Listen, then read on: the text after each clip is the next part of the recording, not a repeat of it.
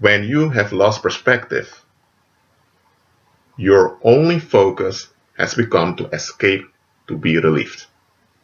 And that is the state of being of most people in the world. They are relief centers. So their whole attitude is to escape the negative, whatever they perceive as negative. That does not mean that what they perceive as negative is negative. But only because they perceive it as negative, they already feel it as negative. And because they are feeling it as negative, it has a consequence upon them. So because they experience that consequence inside of them, though their thinking and their emotions, they think that thing indeed is negative. They've lost perspective. And especially when you have a group of people that agree that something is negative, even if they are factual about it, their attitude towards it is wrong. But they can't see that their attitude towards it is wrong because they are so focused on the relief. Now look, imagine you're in a store. You're shopping and you see that someone's carrying a gun. And you push someone and say, he has a gun, he has a gun. The other individual looks, also sees a gun, but he says, remain quiet, remain quiet. And you warn a few people that, but some people don't want to listen to you. Some people become upset with you. So what's going to happen now? If you keep warning people, the guy with the gun may notice you, that you're warning people, and now you're the one in danger. And the other people who may be aware just ignore it. They just want to be left alone. So what do? When you notice that you are alerting people that the guy has a gun, is about to rob the store, but people just don't want to bother with it, you leave the store. You escape. There's nothing wrong with that, okay? You're not a coward that you see something and you just run off. No. You took your collective responsibility by informing people, but people persist in the hardness of their heart. You are gone from there. You should escape. There's a difference between a legitimate escape and escapism. And as I mentioned before, the mindset of worldly people is escapism. Understand this also. When you have people who are into escapism, it doesn't have to be in the form, it doesn't have to be in the expression of drunkenness, because that's a common way escapism manifests. It can be in smoking, it can be in religious services, it can be in rage, in violence. That's also from escapism. One of the reasons many criminals, I'm not talking about professional criminals who are under demonic charms. I'm talking about common criminals that commit crimes. I'm talking about incidents. The reason such criminals do what they do is to get relief. They want to escape feelings of inferiority. They want to escape pain that their parents cause them, or hurt because they're not accepted by society. Their motives are emotional. They're seeking self-validation. That's also a form of escapism. So you have many ways of escapism. Some are legal. The world enables them. Others the world discourages because they are too openly destructive. All the forms of escapism are destructive in the long run, but some are destructive immediately. Others are destructive later. Those that are destructive on a later term, you can delay the destruction. So those are the escapisms the world promotes. Hard work is the common way of escapism that the world is promoting.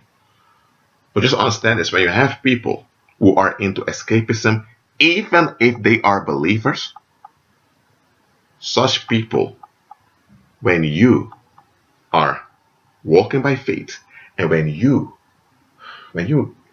signs, wonders, and miracles are following you, and things are working out for you, such people are going to become terrified of the outcomes you're having. And they're holding on to a way of thinking that enables their relief. But your outcomes are supernatural, so they can't be explained nor put into the mental categories of their way of thinking. And when they can't place something in their way of thinking, to them it doesn't exist. It's just fake, it's a hoax, it's a fantasy. So let's say that you have a young guy or a young lady also talking about winning the lottery. Now, if it's proven that all the lotteries in the country are fake, then people are going to laugh at you, yeah, right. Because people know something you don't, so they feel, how do I say, they feel self-righteous because they know, man, you're in a fantasy. Or maybe it's not a lottery. Maybe you want to start your own small business, and people say, ah, man, you don't have any experience, it's not going to happen. Even if you do, we want to buy things from you. They have a low image of you, and they feel safe to just act out their negative will towards you. Let's say that one day they see you driving a beautiful car, having a purse with lots of euros in it, and you just returned from Dubai, where you spent 2 weeks in a luxurious hotel, meeting with business clients. When this happens, they are going to look at it based upon their way of thinking, but they can't process it. And normally when something happens that they can't process, they dismiss it, it doesn't exist, it's not relevant. Because only what gratifies their way of thinking is relevant, is real. So now they have to accept reality. In this case, you operated in a supernatural and it had a supernatural outcome in your business that they can't process. So that means they need to evaluate the way of thinking, but this is what they will never do because they don't want to do this. But when they are confronted with your supernatural outcome and it's into their face all the time, there comes a point that, well, when they have to acknowledge it, they will acknowledge it, but for the wrong reasons. They will acknowledge it in order to idolize you, in order to enforce expectations upon you, in order to burden you. That's a form of resistance against you. Or they may openly act out against you and come with all kinds of accusations. Well, it happens. Or it can be that they even want to support you, but not because they are for you, but because they want to incorporate it in their way of thinking. They want to use you as a form of, they want to use you as a distraction.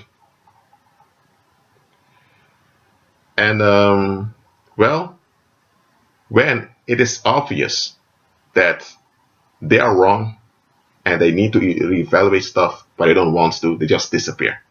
Because it becomes too painful for them it becomes too painful because it's too much effort to deny the reality that's manifesting.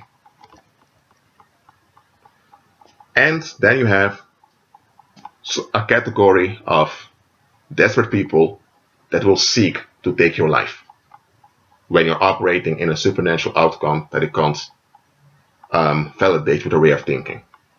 There's not extreme, such things happen. And forget about the supernatural for now, okay? Let's look at the world. In the world, okay, I just spoken about a young lady that wants to open her own business and people thinking, who's want to buy things from you? In the world, I'm not talking about the supernatural. Let's say you have this young girl, she begins her own business and it fails. She keeps it hidden because she knows that people are going to laugh at her and talk bad about it, saying to her, I told you so. Let's say that the girl now goes to the paranormal, to some witch doctor, and she gets a charm and she begins to operate. The people around are not aware it's a charm.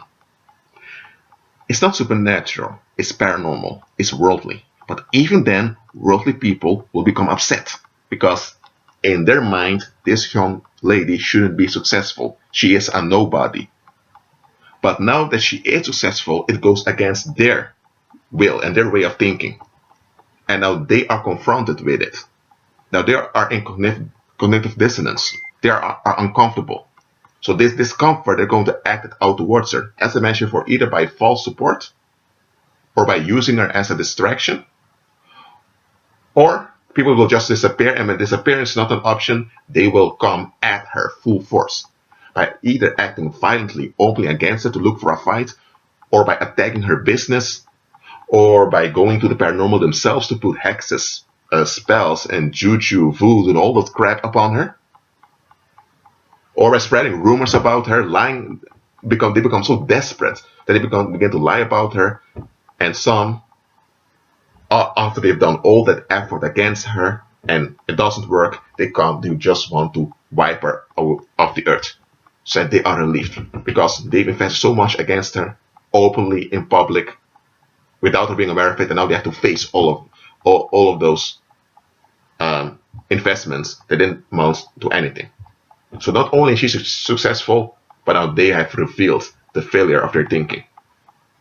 So even on worldly terms, worldly people that are realistic understand that when they want to move further, when they want to have some manifestation, they need to be away from certain people. And that's why the rich of the world, they live in separate communities. They live in gilded cages. Why? Because if a millionaire or the son or daughter of a millionaire would just walk around in a common neighborhood and people know they are a millionaire, well, I'm telling you, they won't be safe for long. Especially if it's someone who's a new millionaire, who just suddenly became rich. I've made a video before in which I've explained that this whole thing of becoming a millionaire is a myth. There are people that reach the amount that reached a few million in currencies, but as I mentioned before in that audio recording, it's not what you think. It's not like they can just take $1 million, do whatever they want, that they're so free. No. The moment you accumulate a lot of currency and you approach the $1 million, you get a lot of groups and a lot of stalkers after you that want to benefit from it. Rarely will you find a believer with millions. Why? Because anyone in this world that accumulates millions, they encounter trouble.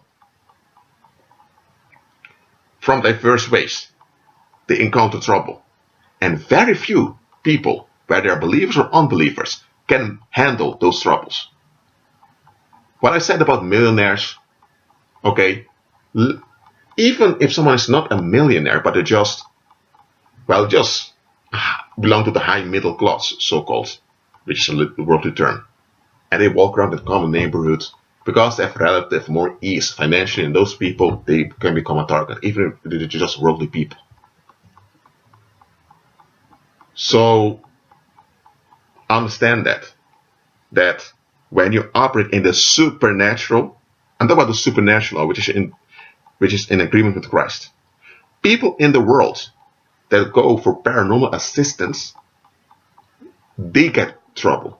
Why are they going for paranormal assistance? Because they need to have relief from violence. Because they know that people will after them once they have a manifestation. So if even worldly people encounter such issues, if the world even treats their own in such a way, how are they going to treat you, a believer who operates in the supernatural? Lose this myth that everyone's going to like you, everyone is going to love you, everyone will have the best intentions for you. There will be people that will love you, that will like you, and that will have good intentions for you. You will encounter them, but you will encounter many haters. They will hate simply because you are in agreement with Christ. They will hate you for Christ's name's sake. Some people, if you were a warlock or a witch or someone sold out to the so-called Illuminati, they wouldn't have bothered with you at all. But because you're now in agreement with Christ and you have this successful outcome, that's why they're hating. That's why they're hating. Simply for that reason. Well, that's it for now. Agree with Christ. Fear not. Be at peace.